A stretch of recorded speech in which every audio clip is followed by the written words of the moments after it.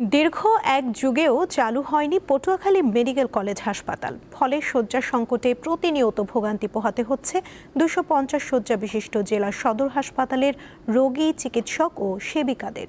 দ্রুত সময়ের মধ্যে মেডিকেল কলেজ হাসপাতালটি চালুর দাবি জানিয়েছেন ভুক্তভোগীরা।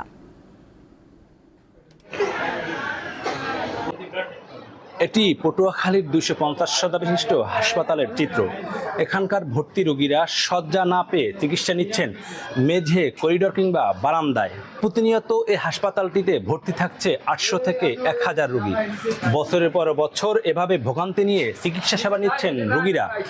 এসব রোগীদের চিকিৎসা সেবা দিতে হিমশিম খাচ্ছেন এখানকার চিকিৎসক ও সেবিকারা।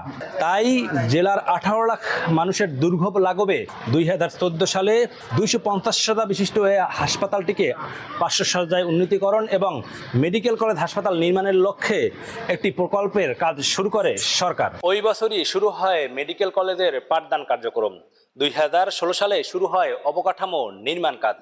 546 কোটি টাকা ব্যয়ের এ প্রকল্পটি 2020 সালে হস্তান্তরের কথা থাকলেও মেয়াদ বাড়ানো হয় 3 বার। প্রকল্পে বৃদ্ধি করা হয় আরও 105 কোটি টাকা। তারপরও হাসপাতালটি চালু করতে না পারায় ক্ষোভ প্রকাশ করেছেন এখানকার চিকিৎসক এবং সাধারণ রোগীরা। 3টে যদি বাচ্চা এক বেডে বড় বড় বাচ্চা, তাও ছোটতাও না, তত কষ্ট এমনিতেই হয়, মায়েদেরও হয়, বাচ্চাদেরও হয়। বাচ্চাদের একটু ঠিক মতো বসান যায় না, শোয়ান যায় না, আমরা বসতে পারি না।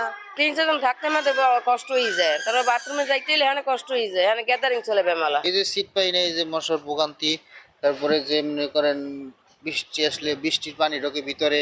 পুরনো হাসপাতালের সঙ্গে নতুন হাসপাতালের লিংক রোড এবং ওভারব্রিজ নির্মাণ না করা এবং জনবল তৈরি করতে না পারায় হাসপাতালটি চালু করা যাচ্ছে না। তবে আগামী 3 মাসের মধ্যে এ সকল অসমাপ্ত কাজ সমাপ্ত করে হাসপাতালটি চালুর কথা জানিয়েছেন প্রকল্প সংশ্লিষ্ট কর্মকর্তারা। আমাদের যেটা যে অবকাঠামোগত ও ছোটোখাটো সমস্যা ছিল, যেটা এখন মোটামুটি আমাদের শেষ হওয়ার পথে।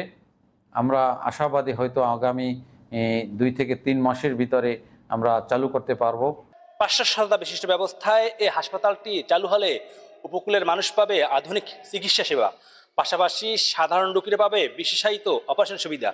পটুয়াখালী থেকে মোহাম্মদ ইমরান, দীপ্ত সংবাদ।